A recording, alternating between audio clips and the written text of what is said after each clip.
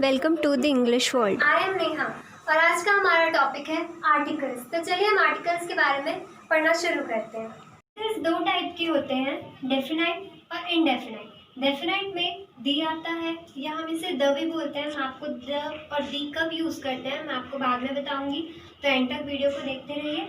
और इनडेफिनाइट में ए और एन का यूज़ होता है। तो चलिए दोनों के बारे में डिटेल से पढ़ते हैं। हम देख रहे हैं मैंने ब्लैक बोर्ड में इनडेफिनाइट आर्टिकल्स लिख दिया है। चलिए हम उसका डेफिनेशन पढ़ते हैं। It does not indicate any specific noun. इसका मतलब है जब हम ए और एन का यूज़ करेंगे किसी वर्ड के पहले तो वो किसी पर्टिकुलर चीज़ के बारे में बात नहीं कर रहा होगा।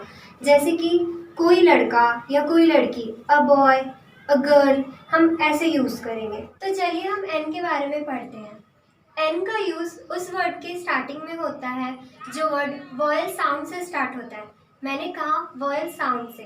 वॉयल साउंड हमारे हिंदी का स्वर होता है। जैसे कि मैंने बोर्ड पे लिखा है अ, आ, ई, उ, ए, औ, और अह।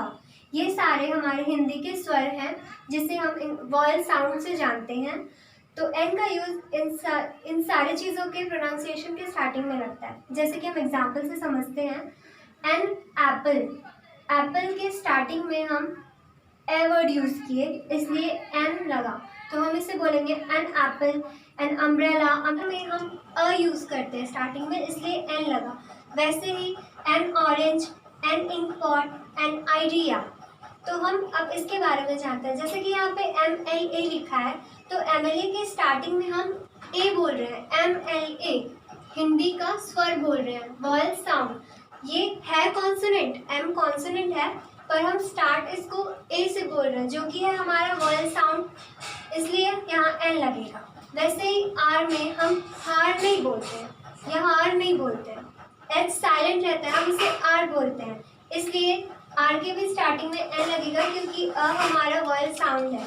ऑनेस्ट में भी एन लगेगा, इसलिए ये सारी चीज़ें भी हमारे एन में आएंगी क्योंकि ये वॉयल साउंड से स्टार्ट हो रही है। वैसे ही कोई भी वर्ड जो कॉन्सोनेंट अल्फाबेट से स्टार्ट तो हो रही है पर उसका प्रोनाउंसिएशन वॉयल साउंड है, तो उन सारी चीज़ों में हम एन का यूज़ करेंगे।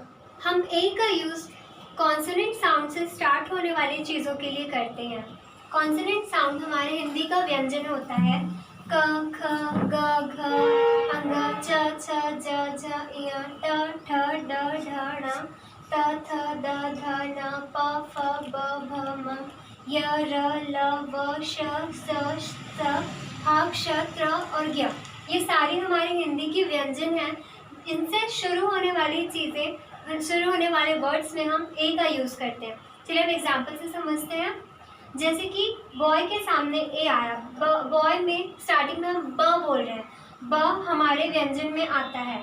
तो a boy, a cat, a girl, university. जैसा कि हम देख सकते हैं यू हमारा वॉवेल है पर हम इसमें ए लगाए हैं क्योंकि यूनिवर्सिटी को हम यूनिवर्सिटी नहीं बोलते, या बोलते हैं, हम इसे या बोलते हैं यूनिवर्सिटी, इसलिए ए आया क्योंकि मैंने कहा कि ए हमारे उस वर्ड्स में लगेंगे जिससे कॉन्सोनेंट साउंड से जो स्टार्ट होगा। तो यूनिवर्सिटी, यूनियन, ये सारे वर्ड कॉन्सोनेंट साउंड से स्टार्ट हो रहा है इसलिए ए लगा है। तो वो सारे वर्ड्स जो कॉन्सोनेंट साउंड से स्टार्ट हो रहे हैं, भले ही वो लिखने में कॉन्सोनेंट अल्फ़ाबेट से स्टार्ट हो रहे हैं या वॉल अल्फ़ाबेट से स्टार्ट हो रहे हो, पर वर्ड्स जो कॉन्सोनेंट साउंड से स्टार्ट होंगे उसमें हम ए का यूज़ करेंगे। हमारा कॉन्सोनेंट साउंड ये है, इससे स्टार्ट होने वाली चीज़ों में हम ए का यूज़ करेंगे।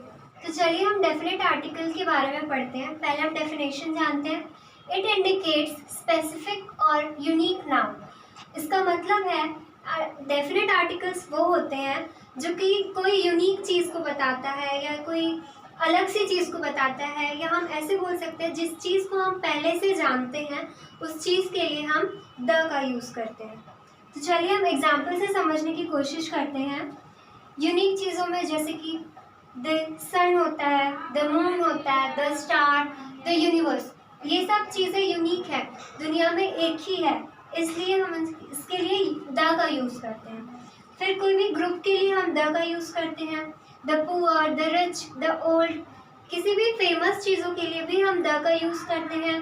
जैसे कि the statue of unity, the Taj Mahal, the Lal Qila, ये सारी जगह फेमस है, हम इसे पहले से जानते हैं, इसलिए हम इसे द का यूज़ करते हैं। और भी बहुत सारे द के यूज़ होते हैं, जैसे कि फेमस पर्सनालिटीज़ या हमारे फ्रीडम फाइटर्स, इन सब में हम द का यूज़ करते हैं। द महात्मा गांधी, द भगत सिंह, और भी बहुत सारी चीज़ें जिसमें हम द का यूज़ करते हैं।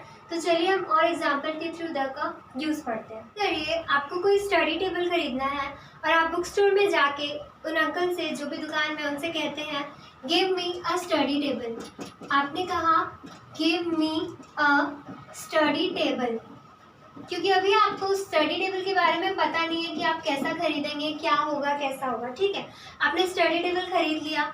अब वो अंकल को आप कहते हैं कि अंकल मेरा अभी ट्यूशन है, मैं जब वापस आऊँगा तो बुक स्टोर, मतलब आपके बुक स्टोर से मैं अपना स्टडी टेबल लेते हुए जाऊँगा। तो आपने पे कर दिया, उसे खरीद के वहीं पे छोड़ दिया दुकान में। आप ट्यूशन गए, वहाँ से जब वापस आएंगे तो आप उन अंकल को कहेंगे give me the study table. आप give me the study table क्यों कहेंगे? चलिए इन दोनों सेंटेंस के बारे में थोड़ा डिफरेंस समझते हैं। जब आप खरीदने गए थे तो आप गिव मी अ स्टडी टेबल बोले, क्योंकि आपको उस स्टडी टेबल के बारे में कोई नॉलेज नहीं था कि आप कैसा खरीदेंगे। और खरीदने के बाद वो आपकी चीज़ है, आपको उसके बारे में पता है आप कैसा खरीद रहे हो या फिर कैसा है आपका स्टडी टेबल। इमेजिन करिए आपने ब्लू कलर का खरीदा है, ठीक है। फिर जाके ट्यूशन से आके जब आप उनसे मांगते हैं तो वो अंकल को कहेंगे give me the study table. वो अंकल समझ जाएंगे कि आप वही ब्लू कलर की स्टडी टेबल मांग रहे हैं जो आपने खरीदा था, क्योंकि आपने द लगा दिया। और द तब लगाते हैं जब हम उस चीज़ के बारे में जानते हैं या वो चीज़ बहुत फेमस हो या हमारी हो, ठीक है। तो गिव मी द और अ का डिफरेंस आप समझ गए होंगे। तो चलिए हम आगे का वीडियो कंटिन्यू करते हैं। हम अब पढ़ेंगे द और दी हम कब यूज़ करते हैं, यानी कि हम द को THE को द भी कहते हैं और दी भी कहते हैं। तो हम किस सिचुएशन में क्या यूज़ करते हैं, तो चलिए हम जानते हैं। हम THE को द तब बोलते हैं जब किसी वर्ड का स्टार्ट कॉन्सोनेंट साउंड से हो। हमने वीडियो के स्टार्टिंग में पढ़ा था कॉन्सोनेंट साउंड और वॉवल साउंड क्या होता है।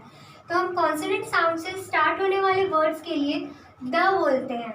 जैसे कि एग्जाम्पल, द बैग होता है, दी बैग नहीं होता। The bag, the girl, the car, इन सारी चीज़ों में कॉन्सोनेंट साउंड से स्टार्ट हो रही है, इसलिए हम द का यूज़ कर रहे हैं। तो चलिए हम दी का यूज़ करते हैं। दी का यूज़ तब होता है जब वॉवल साउंड से कोई वर्ड स्टार्ट हो रहा हो। तो चलिए हम एग्जाम्पल से समझते हैं। यहाँ लिखा है दी एंड। आपने नोटिस किया होगा कि जब कोई मूवी ख़त्म होती है तो उसमें लिखा आता है दी एंड, कभी भी द एंड नहीं लिखा था, क्योंकि जो भी चीज़ वॉवल साउंड से स्टार्ट होगी उसके लिए हम दी यूज़ करते हैं, ना कि द यूज़ करते हैं। चाहे वो कोई प्रोग्राम ख़त्म हो या कुछ भी हो तो हम दी एंड बोलते हैं। जैसे कि दी एलिफेंट, एलिफेंट में भी ए वो वॉवल साउंड है, वॉवल साउंड है, इसलिए हम द का यूज़ करते हैं। तो ये the end, the elephant, the engineer होगा, ना कि द एंड, द एलिफेंट और द इंजीनियर। तो हमेशा याद रखिएगा कि जो वर्ड कॉन्सोनेंट साउंड से स्टार्ट होगी उसके लिए हम द यूज़ करेंगे, और जो भी वर्ड वॉवल साउंड से स्टार्ट होगी उसके लिए हम दी का यूज़ करेंगे। हमने इस वीडियो में पढ़ा कि आर्टिकल्स में हम ए एंड द हम कहाँ यूज़ करते हैं, हम द और दी किस सिचुएशन में यूज़ करते हैं। अगर और भी आपको कोई डाउट्स है तो आप मुझे कमेंट बॉक्स में पूछ सकते हैं, और अगर आप चाहें तो मुझे इंस्टाग्राम आईडी पे फॉलो कर सकते हैं, लिंक मैंने आपको डिस्क्रिप्शन में दे दिया है। आज का हमारा वीडियो यहीं तक था, तो मिलते हैं अगले वीडियो में। अगर आपको ये वीडियो पसंद आया या आप इससे कुछ सीखें तो प्लीज़ लाइक करें, शेयर करें और सब्सक्राइब कर दें, और बेल आइकन को प्रेस करना ना भूलें। Thank you very much for watching my video.